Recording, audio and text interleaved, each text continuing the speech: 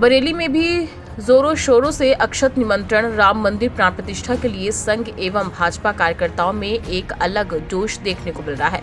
वे घर घर जाकर अक्षत निमंत्रण पहुंचाने का कार्य कर रहे हैं। जी हां, वार्ड 33 बाबा बनखड़ी नाथ जोगी नवादा में भी पार्षद प्रतिनिधि प्रेम शंकर राठौड़ अपने सहयोगी दल के साथ घर घर जाकर राम मंदिर अक्षत निमंत्रण पहुंचाने का काम कर रहे हैं।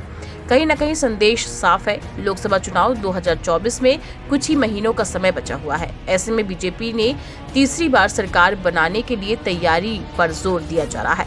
बीजेपी और राष्ट्रीय स्वयंसेवक संघ ने सोमवार को एक बड़े अभियान को लॉन्च किया, जिसे हाल के इतिहास का सबसे बड़ा अभियान माना जा रहा है। इस महाअभियान के जरिए देश में घर घर पहुंचकर अक्षत बांटा जाएगा। कहा जा रहा है कि सबके राम का नारा भी पूरे देश में प्रचारित किया जाएगा। आरएसएस के सहयोगी संगठन विश्व हिंदू परिषद ने 15 करोड़ घरों तक पहुंचने का संकल्प लिया है। इसके तहत 22 जनवरी को राम मंदिर प्राण प्रतिष्ठा कार्यक्रम में हिस्सा लेने, पड़ोस के मंदिरों को सजाने और दिया जलाकर अपने अपने घरों के मंदिरों को सजाने की गुजारिश की जाएगी। लोगों को बताया जाएगा कि वे राम मंदिर के उद्घाटन का जश्न मनाएं। माना जा रहा है कि इसके जरिए बीजेपी के लिए कहीं न कहीं 2024 की जमीन तैयार की जा रही है। अभियान के पहले हिस्से के तौर पर लोगों को 22 जनवरी को होने वाली प्राण प्रतिष्ठा के दिन रात के वक्त अपने अपने घरों में कम से कम 5 दिया जलाने को कहा जाएगा। दूसरे हिस्से के तौर पर लोगों को अयोध्या के दर्शन करवाए जाएंगे। 22 जनवरी के बाद लोग राम मंदिर में जाकर पूजा कर पाएंगे। बीजेपी 22 जनवरी के बाद रोजाना 55 लाख लोगों को राम मंदिर के दर्शन करवाने की योजना पर काम कर रही है। इसे लोकसभा के लिए प्रचार के तौर पर भी देखा जा रहा है। क्या नाम है, पहले जानना चाहेंगे, वार्ड कौन सा? प्रेम शंकर राठौड़ मेरा नाम है और पार्षद प्रतिनिधि हूँ। मेरा वार्ड 33 बनखंडी नाथ के नाम से, जो कि नवादा है। और ये जो राम मंदिर का काम चल रहा है, जिस समय हम लोगों को जिम्मेदारी मिली है पूरे वार्ड में डोर टू डोर, मतलब घर घर, एक घर के बराबर दूसरा घर, दूसरे के बराबर तीसरा घर, इस प्रकार से हमने इस काम को चालू किया है। श्री रामचंद्र जी का काम हमारा बड़ा सौभाग्य है जो हमें मिला है। और इसमें हमने निधि प्रमुख भी थे, हम जो इसकी निधि की जिम्मेदारी थी वो भी मेरी थी।